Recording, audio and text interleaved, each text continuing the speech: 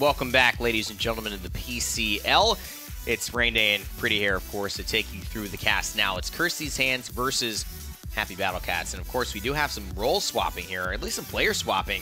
SoldierBot taking his leave. His talents. And is taking his talents to South Beach onto Curse These Hands, away from the BattleCat Nation. And so we'll have to wait and see who ends up coming out on top. You would have to assume that if you're going to make a move like that this late, you'd hope to win this set here. Yeah, absolutely. This is the only region, I believe, that doesn't have that 4-0 team, that doesn't have that squad that's going to be clinching today. You need to watch every single game, and that's why it's fun to watch, because now it's going to be next week important as well in this region. Yep. And it'll be one to watch as we move forward into that set. But, you know, congratulations to the teams that have been able to clinch so far. Certainly, man. It's definitely an honor, I think, to be representing your region and your console. So these teams looking for that as well as we head into the picks and bans and the maps for this first game. Again, remember, a lot of rivalry stuff going on here, and a lot of decisions that have been made that are going to result in things where people say, oh, that was either the right one or the wrong one. I may be a little regretful for that, or I know I made the right decision. So definitely a lot to keep track of here. HappyBattleCats on Frog Isle. This is a decent map for them. And they will ban out the Torvald. Followed by a Drogos and a Genos here. Genos is interesting. Feels a bit targeted. I don't know. Not a lot of people will be banning out Genos because he's just so strong. He's a character that will make it all the way through drafts time and time again here. Yep. So definitely feels a little personal. We saw a lot of pass bans as well over in the European PS4 side of things. So I wonder if there's maybe just a little bit of that version of a pass ban, or just representing this Koga. SoldierBot himself was saying, I believe, that he felt Koga was overrated and just not something that, you know, needed to be played. But look at this, Koga getting first picked. He's getting, you know, a couple of adjustments here. And we talked about maybe that's something that, you know, allows him to be played, or maybe just not banned out every single time. The claws came a little up. Master of Arms came a little bit down.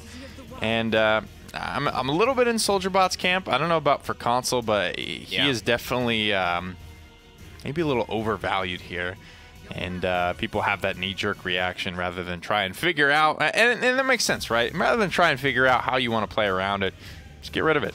Yeah, completely agree, man. And you know, I have to see if Inara Zen is going to be an actual thing. If we're going to see this Zen come through, Inara's been so losing as far as console. William showed us that one of the most losing champions, but often picked, just doesn't translate the way it has in PC. And maybe that's meta, maybe that's player decisions.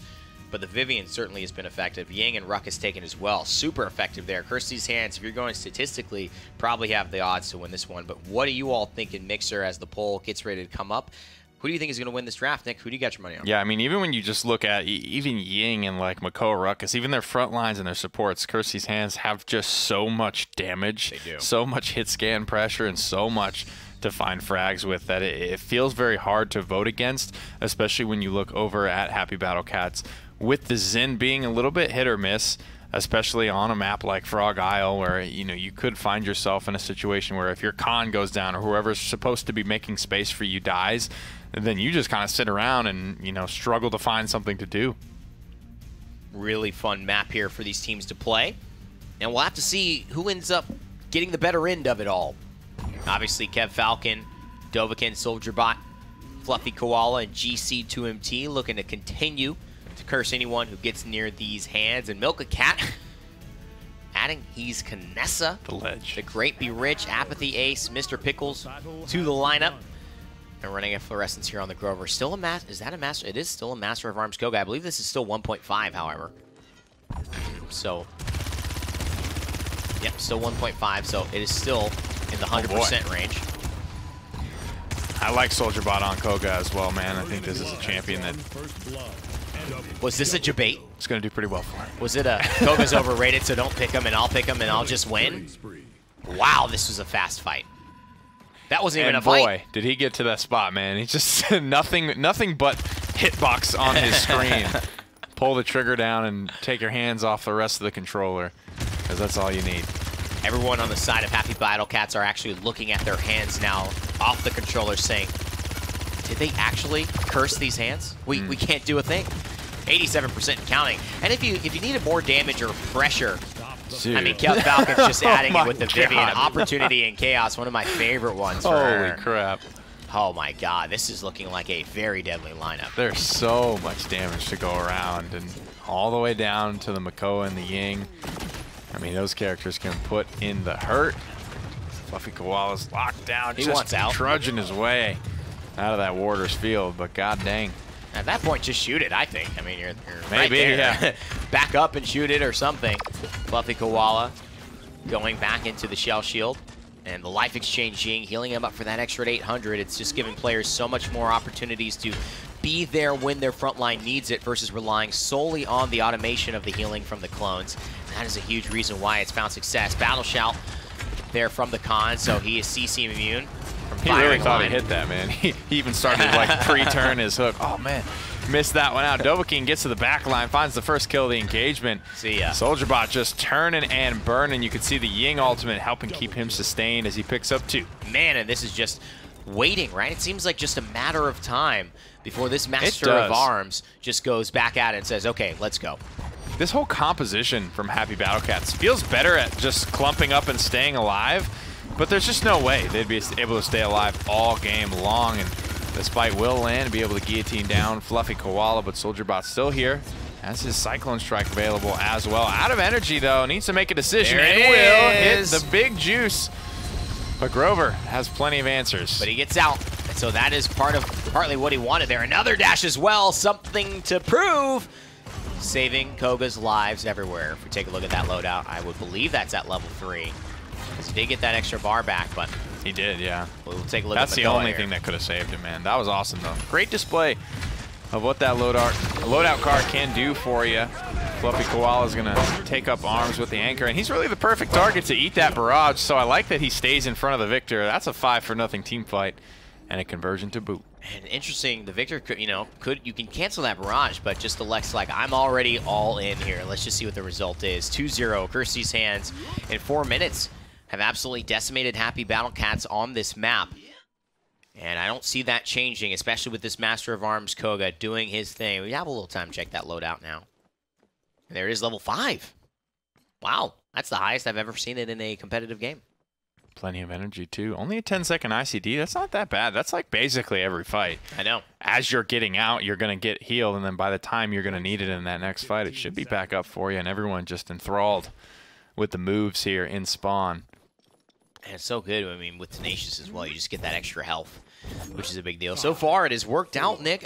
I mean, the trade, so to speak, this isn't a, a sanctioned, league like the NBA, but these kind of things do still happen in Paladins and players swapping. Console probably a little bit more often you would see than in the PPL, but it's made them look very, very deadly. Almost out of the league of HappyBattleCats at this moment. And Soldier Bot walking wherever the hell he wants at the moment. I mean, he walked down an R for a little while, switched sides. Even like he's tracking an R as he's moving to the left side of the map. Very, very fluid play. But Milka Cat, he wants to send a message he won't soon forget. He said, you mess with the one who has milked thy cat. That is not something you do lightly without accepting the consequences. One axe will take down a Koga, but it's not enough to take down the other 4 members, and that's a beautiful shell shield saving actually the Vivian, and so that is going to mean Kev Falcon stays alive. Beautiful, beautiful frontline play there. And a really nice Hexafire just to everyone that was trying to dive in on that vulnerable target under the shell shield, followed by an illusory rift just to keep the fire burning here for Dovahkiin.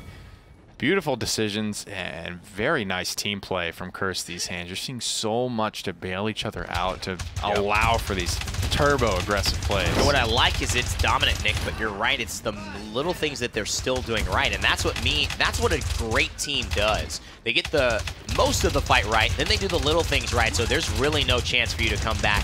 You do feel hopeless, and HappyBattleCats have yet to find an answer. Guillotine's in, finding Fluffy Koala yet again, but is that enough? Minute 45 now on the push, and Overpower is still available if they want one more chance to stabilize. Soldier Bot's really gotten away with murder here in the backline as well. Being able to dive as deep as he has and survive is pretty insane. And just the realization there from Kev Falcon as he returns to the water.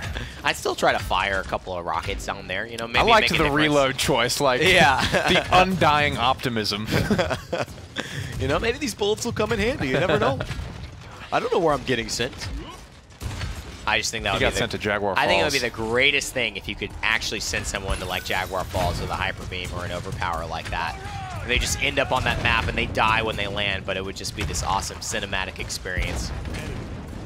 56 seconds and Kev Falcon is back like he never left. Like the Backstreet Boys indeed. Dovahkiin here, 2 kills to add on to the 2 from Kev. I think this Falcon, this Eagle, has landed. Well, looks like it's going to be about it. The contest will come here. Only one ultimate online right now in the game. It's Ancient Rage, but nobody even calls for it. Khan there, bebopping and just not wanting to get down there. Yeah, nobody wants to go. It was basically just apathy from the start. You realize that there was no way for them to get back, and I don't think they felt like their lineup could do anything. I don't think they felt like they had one good moment in that game, and so it was really just a matter of time. And that's one of the issues there. You got to figure out the draft, but then you also have to figure out, which was weird with the Genos ban, right? That's what I think one of the things we'll have to look at. But then how do you deal with this Koga? Didn't work out for you in terms of counter picking. How do you pick it yourself? There wasn't a ton of damage on that lineup. There was Victor and there was Guillotine Zin in the back line. Right. Which is not where you look at the counter and everything through and through the Ying to the Makoa to the Ruckus to the Koga. There's so much damage just pouring out of that composition. And against those types of comp, that very like ball up, battle shout, Grover healing type of composition just cannot stand that type of test. Ascension Peak here, map 2. This is a good map. Spectators do love it. I love casting it, and it is the only map, the only time I've seen it today, as far as my casting experience. Curse these hands now with bans ahead of them. Have seen some past bans when we were seeing the Flashpoint set, but again, no past bans in Makoa and the Khan. Now the bomb game. So this could leave the Drogos open. HappyBattleCats forced to ban it here or let it go. They'll ban the Koga instead. Made that decision pretty easy for them, I think, after game number 1. Yeah. Torvald will be first picked here, so maybe SoldierBot's still looking to play flanks and Talus, right? And wants his Torvald to be able to cover him to do so. BattleCats stick to the Zin. They will scoop a Vivian away. And I think Talus has been kind of underrepresented in some of these picks in this set. We do see Talus have a big impact, although this is a 1.6, so maybe that's part of the reason why. He hasn't gotten that buff yet.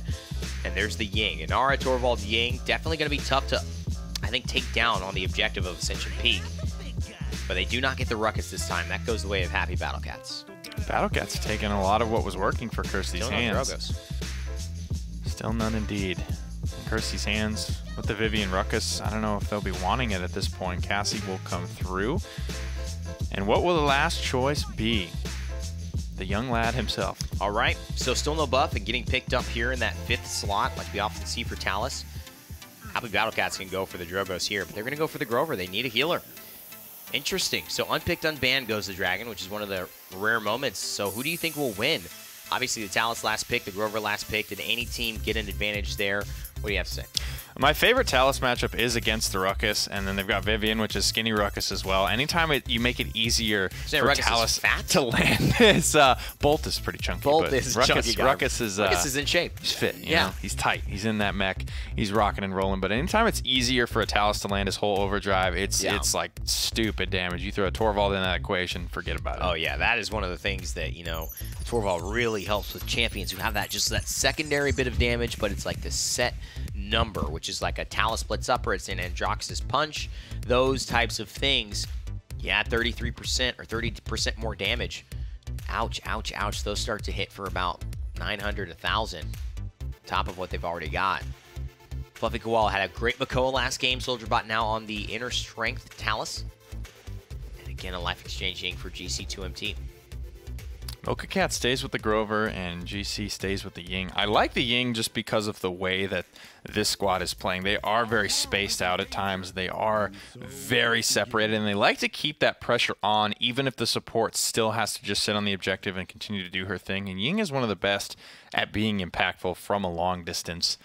So I like that they keep that going for themselves. Interesting to see Furia unpicked on ban, though. That was a lot of damage early on. I think SoldierBot almost dies there, but a bubble saves a life. SoldierBot taking down half the Ace, who maybe tried to just contest and finish off what was looking like a kill going the way of HappyBattleCats, but now SoldierBot is just ready to go into the back line. He said it's been some of the best Paladins he's played in forever, and so far, I think this is looking to be true. Working his way through, staying very aggressive. That was a pretty crazy rune of travel as well. Needs another bubble, won't get it. Goes down, but ultimately will get the Fernando. Torvald and the rest of the gang falling back to the objective, an objective that is already captured just under 2 minutes in. My God, that's probably one of the fastest objective captures we've seen on Ascension Peak. I mean, no contest at all. And that's got to be just definitely hurtful in terms of your pride, in terms of your momentum as a team. HappyBattleCats have really not gotten it going today, but Kirsty's hands have been anything but that. Very on fire, an 884 per shot for Kev Falcon. Feel like he took Just Breathe, but he really didn't. It's so much just walking people down, just brute force coming through off the back of the Torvald. And given how long it takes to like get through that Fernando and then for that Cassie to still come around the corner and have no one looking at her, shows you that there's not great communication happening right now. That needs to be called out. I need help. I need help. She's doesn't even have a wrecker online, and she's just like chunking her way. It takes her like a clip and a half to get through the shield. And there's no one around. Maybe that's it, Nick. Like, there's just nothing to say. I mean, they're getting beat so badly here that there aren't a lot of, you know, finer points to discuss. Like, rotate here. It's like, we're all dead. There's no rotation possible. I'd help you if I could, but I need help myself. Not enough help. Not enough helping hands to go around. That's true. The hands have been cursed. The gas pedal is slammed. And Talus just chews right through every target put in front of him. Oh, and I love the inner strength reset there. Knows that he doesn't have enough to finish off Fernando early, despite not enough. And Apathy Ace goes down this time around and being the one who got the kill. No guillotine this time. And Fluffy Koala finds Milka Cat to put insult to injury. Kirsty's hands 1-0 in the set, now 2-0 in under 3 minutes on Ascension Peak. Pretty crazy. Yeah. One of the mathematically quicker pushes here. Only 2 kills come through for HappyBattleCats in that first round. And SoldierBot got outside. Playing with the real estate here in the spawn room of Ascension Peak. Talus actually has a second job of being a real estate inspector. Just wants to make sure everything's functioning, you know. Nobody's getting gypped price-wise. You know, the plumbing's all right. The roofing, solid. Fair market value, Nick. That's what it's all about. SoldierBot here doing God's work. God's work indeed. A lot of healing coming out from the Zing, crushing and it. Therefore, he needs a private jet. Not 1, not 2, but 3 opportunities now for success as the ultimates all coming out here. But SoldierBot just sneaking up, chipping away at the shins of Ruckus. It does all the damage just the same as if you shot him in the chest.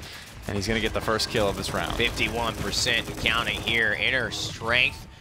Man, that's been really valuable for him, just resetting all those cooldowns, the extra damage reduction as well.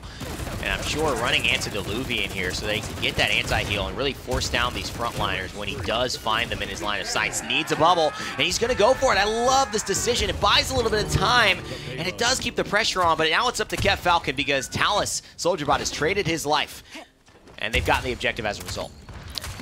217 now, about 450 on the clock right as that one comes through. We'll have to see if Kirsty's hands can be even slowed down. Chance for victory, slim to none here for the HappyBattleCats. I think they'd just be happy to at least win a tertiary team fight here at some point during the round. My God, like, what is going on? He literally is, there's no